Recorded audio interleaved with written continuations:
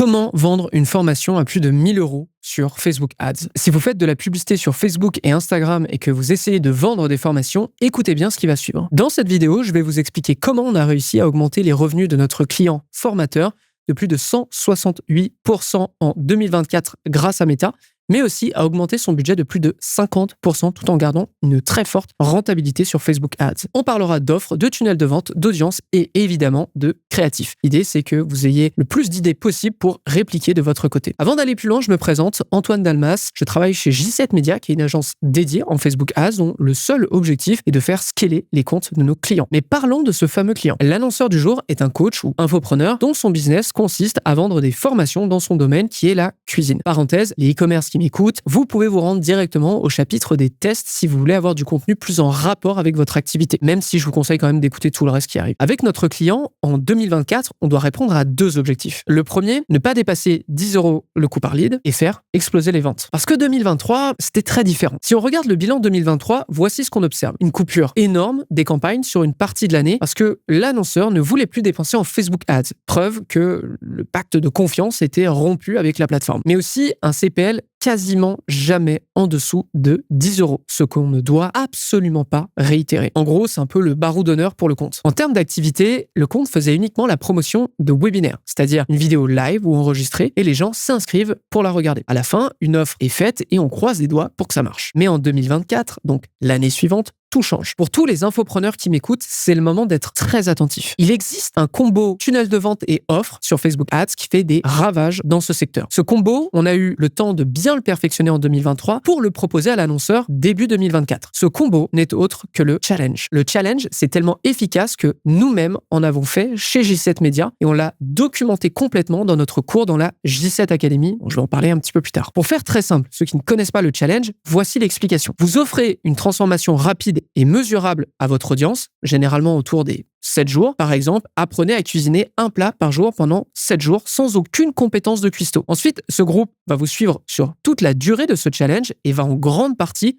réussir le défi, vous voyant et échangeant avec vous tous les jours. Et ça, c'est très important. Ensuite, à la fin du challenge, ce groupe aura confiance en vous parce qu'il a atteint son objectif et c'est le moment pour vous de faire une grosse offre. Alors qu'il est très difficile, voire impossible, de vendre une formation de plus de 1 000 € à quelqu'un qui ne vous connaît pas sur Facebook Ads, le challenge inverse totalement la tendance. Tout d'un coup, proposer une formation qui dépasse ce montant est OK et on peut observer des taux de conversion qui sont énormes. Ce système, du coup, qu'on met en place avec l'annonceur en question et les résultats de vente, je parle même pas du coût par lead, vont changer la donne à jamais. La rentabilité est tellement forte qu'on va réitérer à 3 reprises sur le compte, ce qui explique les immenses pics de dépenses à l'année. Le reste du temps, on poussera le webinaire qu'on va aussi améliorer et qui tourne lui aussi toute l'année. Pour vous donner un petit point de différence, en 2023, on estime à plus de 190 000 € le CA attribué à Meta ou Facebook Ads. En 2024, c'est plus de 510 000 €. D'ailleurs, si vous voulez un gros épisode sur le challenge Facebook, mettez-moi un max de commentaires sur cette vidéo, je vous le ferai derrière. Bon, ce système de vente a joué pour beaucoup dans le succès du compte, mais c'est pas le seul élément. Il y en a un autre qui revient tout le temps chez J7 Media et c'est évidemment le testing. Normalement, c'est ici que je récupère tous les e-commerce. Comme on l'a vu dans la section précédente, l'annonceur a amélioré son offre de départ, ce qui a forcément un impact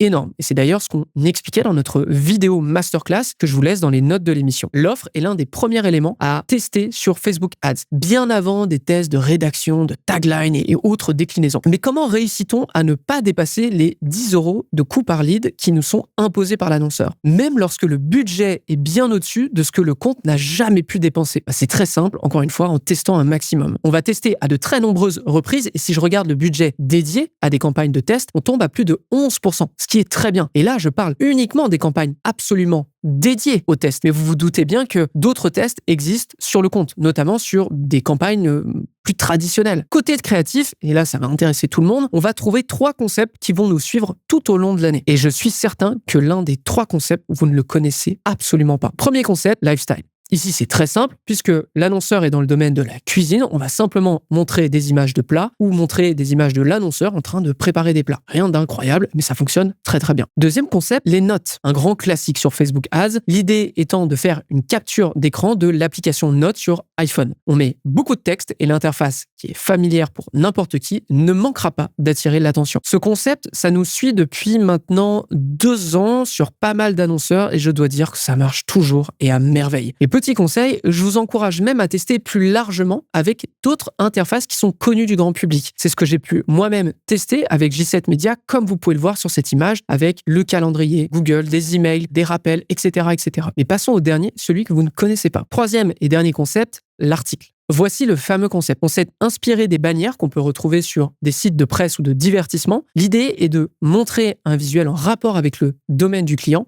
un titre bien visible et surtout une description supplémentaire. Pour le coup, les gens le voient très peu ce concept sur Facebook Ads. Et à ce jour, ça fonctionne parfaitement lorsqu'on est un infopreneur. Chez J7 Media, je l'ai même testé à 3 ou 4 reprises sur des lead gen différents et je dois dire que ça ne m'a jamais déçu. Mais ça n'est pas tout. Vous savez aussi qu'on aime tester les audiences chez J7. Avec notre client, on avait une campagne dédiée, mais à ce jour, voici les meilleurs qu'on a tiré de ces tests. Hors de tout doute, le combo audience lookalike 3%, audience similaire, 3% des visiteurs et leads existants nous a beaucoup aidé avec plus de 40% du budget dessus. Pourquoi 3%? Déjà parce que ça marche.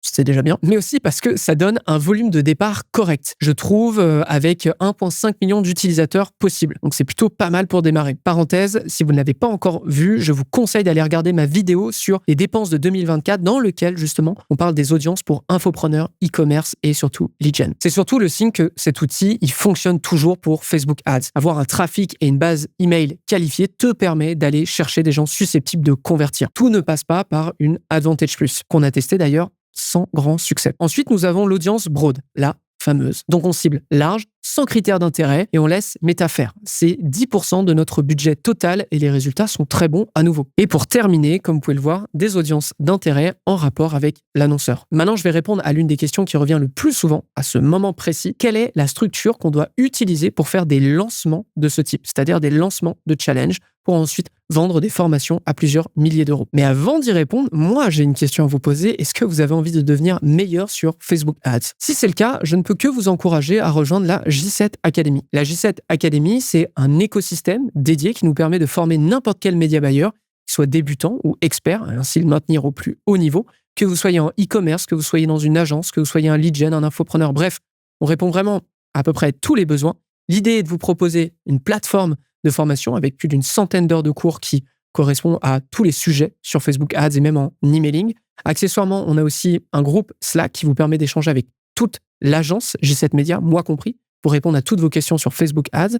Et ensuite, 2 workshops par mois. Donc imaginez la vidéo que vous êtes en train de regarder sur 1 heure avec du contenu exclusif et 2 fois par mois pour vous tenir au courant des meilleures pratiques. Si ça vous intéresse ou que j'ai piqué votre curiosité, simplement vous rendre sur j7academy.com ou dans les notes de l'émission. On reprend l'épisode. Donc, je dois répondre à cette fameuse question, la structure de campagne. On arrive à la question que tous les annonceurs qui font des lancements se posent. Comment structurer une campagne qui va accumuler beaucoup de budget en très peu de temps? Eh bien, qu'on situe bien le propos, vous avez le lancement, imaginons, d'un challenge le 30 septembre. Quand est-ce que vous lancez votre campagne et comment? Chez J7 Media, on vous conseille fortement de ne pas lancer plutôt que 2 semaines avant. Donc, par rapport à notre exemple, ça serait autour du 15 ou 16. Pourquoi? Eh bien, après de nombreux tests avec des infopreneurs différents, et même nous, J7 Media, on s'est rendu compte que si vous démarrez trop tôt votre acquisition, il y a de grandes chances pour que les leads les plus anciens ne se connectent juste pas le jour du challenge. Imaginez que vous inscrivez un challenge 3 semaines en avance, il y a de fortes chances que vous en oubliez l'existence même de ce rendez-vous. L'autre point, avoir 2 semaines, ça vous permet de bien lancer votre campagne, trouver vos marques pour ensuite scaler drastiquement les campagnes en faisant attention à ne pas dépasser votre CPA cible. En termes de structure, voici ce qu'on retrouve. 3 campagnes en budget quotidien et non en durée de vie. Parce qu'on préfère avoir la main complète sur le budget, surtout quand il s'agit de l'augmenter. En fait, c'est plus clair pour nous quand il n'y a qu'une seule métrique à respecter. D'ailleurs, pour info, les campagnes style durée de vie ont quasiment disparu chez J7 Media. Ensuite, une campagne de retargeting qui cible nos audiences chaudes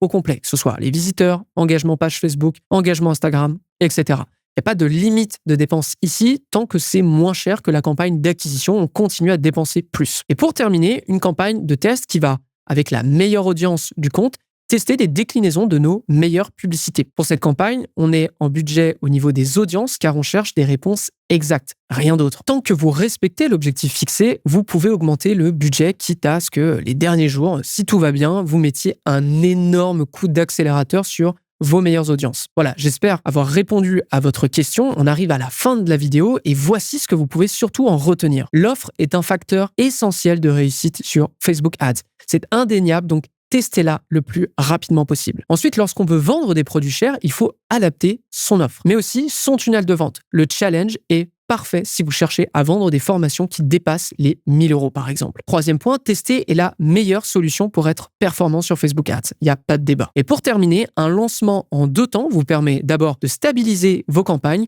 avant de radicalement augmenter le budget si ça se passe bien. C'est tout pour cette vidéo. N'hésitez pas à me dire si le sujet vous a plu en commentaire, si vous aimeriez en avoir un petit peu plus sur tout ce qui est infopreneuriat, comment on vend, quelles sont les publicités qui fonctionnent le plus, quelles sont les audiences, etc., etc. Et je me ferai un plaisir de refaire une vidéo dessus. Pour les autres, eh bien, soit je vous donne rendez-vous sur la J7 Academy pour devenir meilleur sur Facebook Ads et le rester, ou autrement, je vous donne rendez-vous mercredi prochain pour un nouveau social scaling. Merci de nous suivre et je vous dis à la semaine prochaine. À très vite tout le monde.